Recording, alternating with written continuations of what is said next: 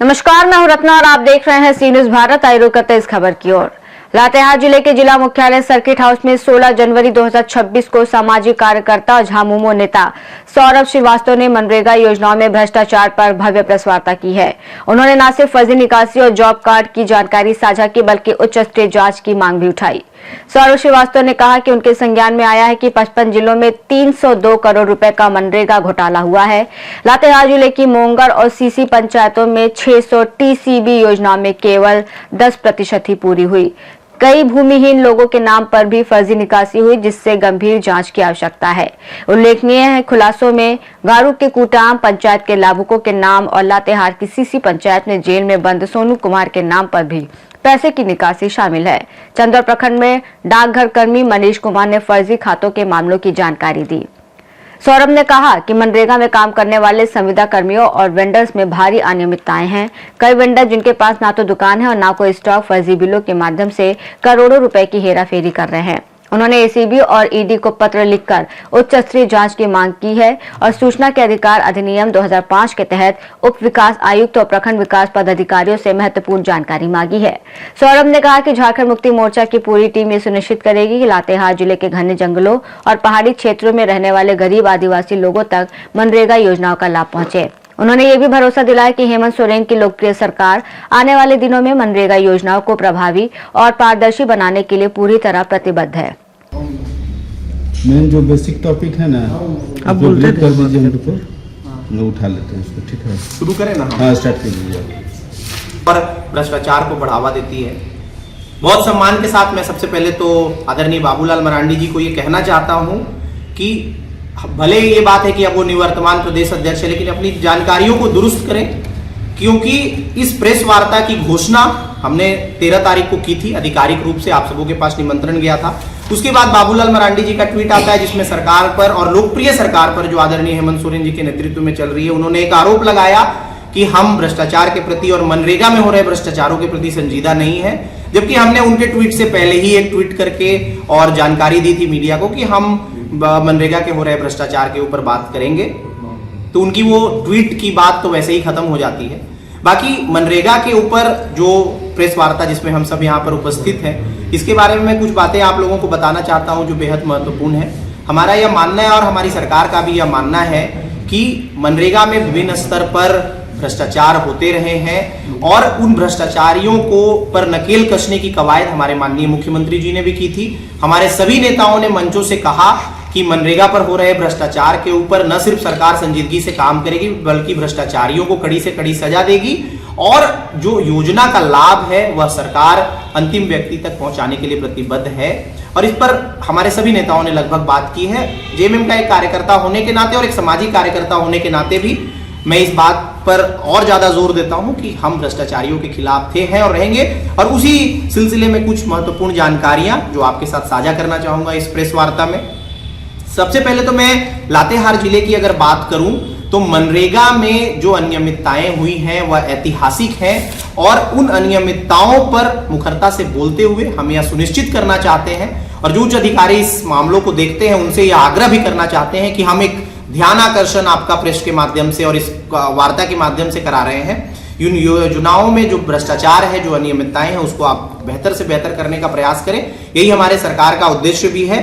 सबसे पहले तो मैं अगर बोलूं तो आपको यह बताना चाहता हूं कि मनरेगा की योजनाओं में बहुत भारी अनियमितता चल रही है और 55 जिलों में लगभग 302 करोड़ के घोटाले की बात अभी हाल में ही मनरेगा में आई है और जिस पर हमने यह प्रेस वार्ता रखने की बात कही थी। चाहे वह फर्जी जॉब कार्ड की बात हो, चाहे योजनाओं के धरातल पर नहीं पहुंचने की बात हो, चाहे गलत पैसे निकासी की बात हो, फर्जी बैंक अकाउंट्स की बात हो या फिर मनरेगा में शामिल कई संविदा कर्मियों के द्वारा की जा रहे भ्रष्टाचार की बात हो, सभी मुद्दों पर हमारी नजर है और हम यह चाहेंगे कि आने वाले समय में लातेहार में पूरी पारदर्शिता के साथ मनरेगा की योजनाएं धरातल पर उतरे और उसी के उद्देश्य से यह प्रेस वार्ता रखी गई है। 2-3 घटनाओं की ओर आपका ध्यान आकृष्ट कराना चाहूंगा जिससे यह पता चलेगा कि इस योजना में कितनी भारी अनियमितताएं चल रही थी, जिस पर हमने अब संजीदगी से कदम उठाना शुरू किया है और आने वाले दिनों में हम यह सुनिश्चित करेंगे कि मनरेगा की योजनाएं धरातल पर बेहतर से बेहतर तरीके से उतरे। सबसे पहली बात तो हमारे पास ये आई कि बिचौलियों और ठेकेदारों की जो सक्रियता है मनरेगा की योजना में, यह नहीं के बराबर हो, इसी के आधार पर यह योजना प्रारंभ हुई थी। लेकिन आज अजीब सी विडंबना है और दुर्भाग्य है इस योजना का कि आज न सिर्फ बिचौलिए सक्रिय हैं, न सिर्फ दलाल सक्रिय हैं, न सिर्फ ठेकेदार सक्रिय हैं, बल्कि लाभुकों को हाशिए पर रखते हुए और यह योजनाएं संचालित हो रही हैं। मैं तथ्यों के आधार पर बात करूंगा। लगभग सभी समाचार पत्रों में, सोशल मीडिया पर यह न्यूज छपते रहा है कि मनरेगा में भारी घोटाले हो रहे हैं, मनरेगा में भारी अनियमितताएं हो रही हैं। लेकिन यह बात भी सोचने योग्य है कि आखिर क्यों उन भ्रष्टाचारियों पर नकेल नहीं कसा गया, और इसको देखने की आवश्यकता है। सबसे पहले अगर लातेहार की बात करें तो लातेहार में मनरेगा के भ्रष्टाचार पर अक्सर आवाज उठती रही। आप मीडिया के सशक्त लोग हैं, आपने अलग अलग माध्यमों से, अपने समाचार पत्रों के माध्यम से, अपने चैनलों के माध्यम से उठाया। इसमें कुछ बातें तो इस भारी अनियमितता की ओर इशारा करती हैं कि अगर सुनेंगे तो आपके पांव तले जमीन खिसक जाएगी। जैसे अगर मैं बात करूं तो लातेहार के सीसी पंचायत में मोंगर के सोनू कुमार जी जेल में थे और अशोक सिंह जी उनके पिता थे, और उनके नाम से जब वो जेल में रहते हैं तो पैसे की निकासी कर ली जाती है। दोषियों के बारे में आवाज उठाई जाती है, मीडिया में खबर प्रकाशित होती है, लेकिन उस पर कोई कार्रवाई नहीं होती है। जो व्यक्ति जेल में है वह मनरेगा की योजनाओं में काम कैसे कर रहा था, और अगर काम कर रहा था तो उसके नाम से निकासी कैसे हो रही थी, यह चौंकाने वाली जानकारी है। उसके बाद अगर गारू के कोटाम पंचायत में एक और बड़ा ही अजीब सा मामला सामने आया कि लातेहार सदर के रहने वाले लोग थे। मैं अगर नाम भी बता दूं, चूंकि मैंने कहा है कि मैं तथ्यों के आधार पर बात करूंगा, ये सिर्फ पूरे आरोप नहीं होंगे। कामिल हुसैन, सोमन प्रवीण, मासूमा प्रवीण, ये सारे लोग लातेहार के रहने वाले हैं। और मनरेगा की योजना यह कहती है कि आपको अपने रहने वाले क्षेत्र के 5 किलोमीटर के दायरे में ही काम करना है, और इन सारे लोगों के नाम से जॉब कार्ड जो है वह गारू के कोटाम पंचायत में था, और इसकी खबर भी प्रकाशित हुई, लेकिन इस पर भी कोई कार्रवाई नहीं हुई। फर्जी पैसे निकाले गए, उपायुक्त के पास यह मामला पहुंचा, लेकिन कार्रवाई नहीं हुई। यह देखना दिलचस्प है कि आने वाले समय में इन सारे मुद्दों पर क्या काम होती है। आम बागवानी की एक घटना के बारे में मैं बताना चाहता हूं कि आम बागवानी में जो प्रावधान है कि लगभग 4 लाख रुपए का यह फंड होता है, और इसमें 1 एकड़ में लगभग 117 से लेकर 127 तक पेड़ लगाने होते हैं। आम बागवानी में ज्यादातर योजनाएं धरातल पर नहीं है, और मीडिया में कुछ ऐसी भी खबरें प्रकाशित हुई। हमने जब जांच किया तो पाया कि जहां पे आम बागवानी होनी चाहिए थी, जिसमें कई बार पैसे निकाले गए, और आम बागवानी के उस योजना कि अगर हकीकत आप धरातल पर जाकर देखेंगे तो आपको यह जानकर आश्चर्य होगा कि जहां पर आज आम के पेड़ होने चाहिए थे वहां पर गेहूं के खेत हैं, और वहां पर आम बागवानी लगभग हुई ही नहीं। जिस सनसनीखेज खुलासे की बात मैं कर रहा था, और जिसको देखने के बाद हमें यह लगा कि हमारी सरकार में जो अबुआ सरकार चल रही है, ऐसी भ्रष्टाचार की योजनाएं नहीं चलनी चाहिए और इस पर लगाम लगना चाहिए, जो कि हमारे मुख्यमंत्री जी का भी उद्देश्य है, हमारी पार्टी का भी उद्देश्य है। और जो बिचौलिए किस्म के लोग, जो विपक्षियों की साजिश, क्योंकि यह केंद्र की योजना है आप सब जानते हैं, उनके माध्यम से जो भ्रष्टाचार फैलाया जा रहा था उस पर नकेल कसने के लिए हमने यह प्रेस वार्ता रखी है।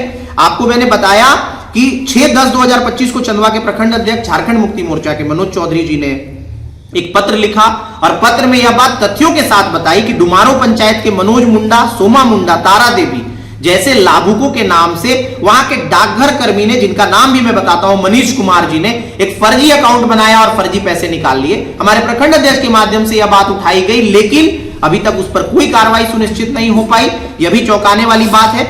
इस तरह के तमाम तथ्य जो हमारे पास हैं, जिसकी तरफ हम अपने अधिकारियों का, जो मनरेगा की योजनाओं को देख रहे हैं, उनका ध्यान आकृष्ट करना चाहेंगे। साथ ही हम राज्य सरकार के लोग हैं और हमारे यहाँ हमारे राज्य में या गरीबों के लिए योजनाएं संचालित होती हैं। मैं जो सबसे बड़ी बात आपके ध्यान में लाना चाहता हूं कि केंद्र से इसका 90% पैसा अभी से पहले तक आता था। यह अलग बात है कि योजना में रद्दोबदल और नाम के परिवर्तन के बाद अब यह आंकड़ा बदल गया है, यह अनुपात बदल गया है। लेकिन जब 90% पैसा केंद्र के पास आता था तो आखिर आपके मन में भी यह प्रश्न होगा कि बिचौलिए क्यों सक्रिय हो जाते हैं। तो मैं आपको बताता हूं कि आज तक हमारे मुख्यमंत्री जी ने भी कहा, विशेष रूप से मुलाकात की और केंद्र के लोगों को यह बात बताई कि आप मनरेगा का जो पैसा बकाया है झारखंड सरकार का, वो नहीं देते हैं। और यहीं पर आता है बिचौलियों का रोल, बिचौलियों की भूमिका। होता क्या है कि जब पैसा ही नहीं होता है और लाभुकों को चूंकि मजदूरी के तौर पे पैसा मिलना है, एक बराबर अंतराल पे पैसा मिलना है, तो बिचौलिए वहां पर आ जाते हैं और उसके बाद वो कहते हैं कि ठीक है, आपकी मजदूरी का पैसा हम दे देते हैं, अनुपात में कम पैसा देते हैं और उनसे गलत अंगूठा लगवाया जाता है। हमारे संज्ञान में यह भी बात आई है कि चाहे चंदवा की बात हो, लातेहार की बात हो, गारू, महुआ, डांड, 10 प्रखंडों में ऐसी घटनाएं आई हैं कि ग्रामीणों का जॉब कार्ड जो होता है मनरेगा का वह उनके पास होना चाहिए, लेकिन वह उनके पास नहीं है। वह जॉब कार्ड बिचौलियों के पास है और उस जॉब कार्ड को लेकर वह न सिर्फ घर घर घूमते हैं बल्कि वहां पर लाभुकों से गलत तरीके से अंगूठा लगवाया जाता है। इसके पुख्ता प्रमाण भी हैं, हमारी टीम ने भी जांच किया और पाया कि बिचौलियों के माध्यम से यह भ्रष्टाचार चल रहा है। आपको यह जानकर हैरानी होगी कि चूंकि मजदूरी हमें स्थानीय लोगों को देना है, जिनके पास रोजगार नहीं है उनको देना है, लेकिन कई बिचौलियों के नाम और उनके रिश्तेदारों के नाम जो है वो जॉब कार्ड में होते हैं और उसकी वजह से जो असली मजदूर है, जो गरीब है, जिनके लिए यह योजना संचालित होती है, उनके पास उसका लाभ ही नहीं पहुंचता है। अभी लोकतंत्र 19 जो एक लोकप्रिय चैनल है, तीर्थनाथ आकाश मेरे मित्र रहे, उन्होंने एक रिपोर्ट प्रकाशित किया था अपने चैनल पर जिसमें उन्होंने बताया था, और आपको यह जानकर आश्चर्य होगा कि क्या गड़बड़ झाला चल रहा है झारखंड में। उन्होंने अपने रिपोर्ट में यह बताया था, लोकतंत्र 19 पर अभी भी यह रिपोर्ट देखी जा सकती है, कि एक ही व्यक्ति की फोटो 10 से ज्यादा जॉब कार्ड्स पर थी। मतलब अगर मेरी तस्वीर लगी है तो कभी नाम बदलकर विनोद हो गया, कभी राजेश हो गया, कभी सूरज हो गया, लेकिन तस्वीर मेरी ही है। तो इतना बड़ा घोटाला, जॉब कार्ड बिचौलियों के पास होना, जॉब कार्ड से लाभ वहां तक नहीं पहुंचना, ये बड़ी बात है। एक और बात मैं जो आप तक बताना चाहता हूं कि मनरेगा में वेंडर के माध्यम से पेमेंट करने का जो चलन है, जो ज्यादातर क्रय का सामान होता है वो वेंडर के माध्यम से खरीदा जाता है।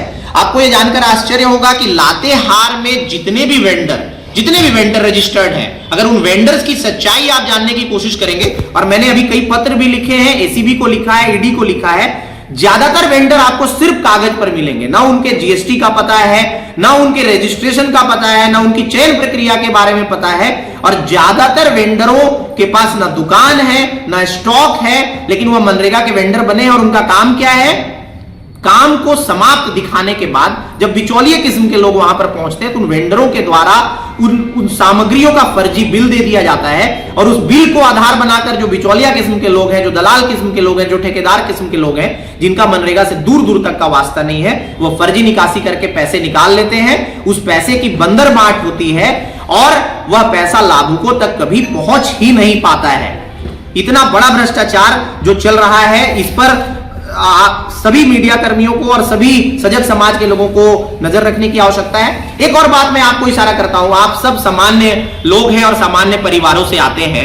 आपको यह जानकर आश्चर्य होगा कि अगर आपने हेलमेट नहीं लगाया, अगर आप एक छोटी सी दुकान चलाते हैं और आपने उसका परमिशन नहीं लिया, अगर आप वहां पर छोटी सी सामग्री बेचकर अपना जीविकोपार्जन करते हैं, हमारे क्षेत्र में गरीब जनता रहती है, जंगल पहाड़ टोंगरियों का प्रदेश है हमारा, वहां पर प्रशासन के द्वारा जनता से फाइन के रूप में हेलमेट नहीं लगाने पर, ऐसी चीजों पर, मैं ये नहीं कह रहा हूं कि ये बातें गलत है, लेकिन अगर प्रशासन इन चीजों के प्रति संजीदा है और गरीब जनता को चाहती है कि वह नियमों का 100% पालन करे, तो फिर जो अधिकारी नियमों का पालन नहीं कर रहे थे, जो मनरेगा से जुड़े हुए लोग हैं, जो उनके द्वारा भ्रष्टाचार किया जा रहा है, उस पर प्रशासन ने सजगता से आज तक क्यों काम नहीं की?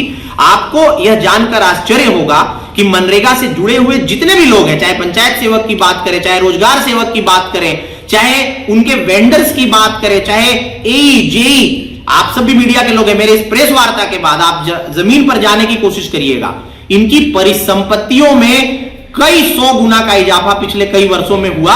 और यह चौंकाने वाली जानकारी है कि जब एक राजनेता, एक नेता, अभिनेता, एक सामान्य लोग, अगर आप अपने इनकम टैक्स में अगर थोड़ा सा भी गलत जानकारी देते हैं तो आयकर विभाग के लोग आप पर नकेल कसने का काम करते हैं। लेकिन ये जो एई जेई वेंडर टाइप के लोग हैं, इनकी परिसंपत्तियां कई 100 गुना पिछले 2-3 सालों में बढ़ गई, जबकि ये संविदा पर काम कर रहे थे, ये परमानेंट सरकारी एम्प्लॉय नहीं थे, लेकिन इस पर किसी ने सूद नहीं लिया और आज ये करोड़ों अरबों रुपए की संपत्ति के मालिक हैं। लेकिन फिर भी मनरेगा की इस भ्रष्टाचार के ऊपर किसी का नजर क्यों नहीं गया? ये चौंकाने योग्य बात है। सर एक सवाल है उनका जी कि कुछ वर्ष खत्म हो गया। मनरेगा योजना में करोड़ों का घोटाला हुआ था, जिसमें 16 लोगों पर कार्रवाई का ऊपर से निर्देश भी आया था ग्रामीण विकास विभाग से, लेकिन यहाँ जिला प्रशासन द्वारा कोई कार्रवाई नहीं की गई। इस पर क्या कहेंगे आप? देखिए, समेत रोजगार सेवक जेई ऑपरेटर सभी पर कार्रवाई करने का भी निर्देश आया था। तो इस पर कार्रवाई नहीं, जिस पर क्या करें? मैं वही बात कह रहा हूँ कि मनरेगा योजनाओं में जो खामियां रही हैं, जो कमियां रही हैं, ऐसी कई बार कार्रवाई समाचार पत्रों में प्रकाशित होता है, चैनलों में प्रकाशित होता है, लेकिन ये नेक्सस जो है दलालों का, क्योंकि भारतीय जनता पार्टी के समय से यह योजनाएं संचालित हो रही हैं, केंद्र का कंट्रोल है इस योजना पर, आखिर इनका गिरोह किस स्तर तक फैला हुआ है, इनका प्रभाव किस स्तर तक फैला हुआ है कि जांच तो प्रारंभ होता है, कंप्लेन भी होता है, मीडिया में खबरें भी प्रकाशित होती है, लेकिन हम अपनी सरकार में यह सुनिश्चित करना चाहते हैं कि आखिर क्या वजह रही कि इस प्रकार के भ्रष्टाचारियों पर, जैसा आपने कहा कि ऊपर से कार्रवाई के आदेश आए, जांच के आदेश आए, लेकिन फिर भी जांच नहीं हुआ। यह बिल्कुल चौंकाने योग्य जानकारी है।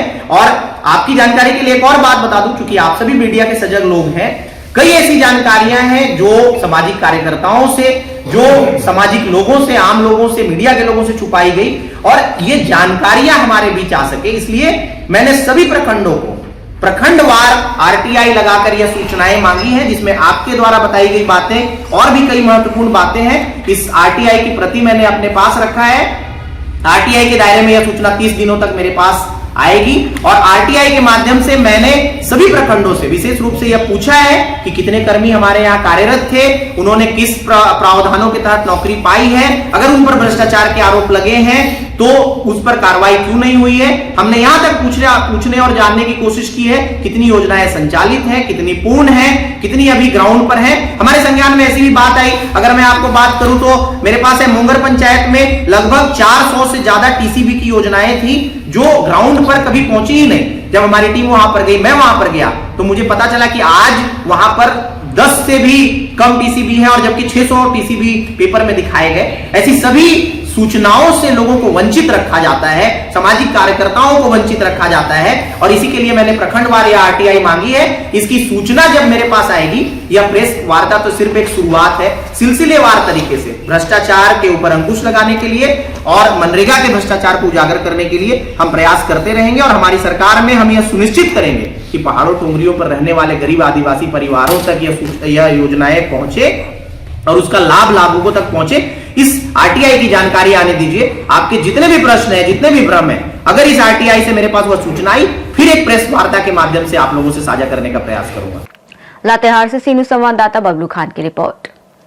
लातेहार में सौरभ श्रीवास्तव के इस खुलासे के बाद मनरेगा विभाग और संबंधित अधिकारियों में खलबली मची हुई है।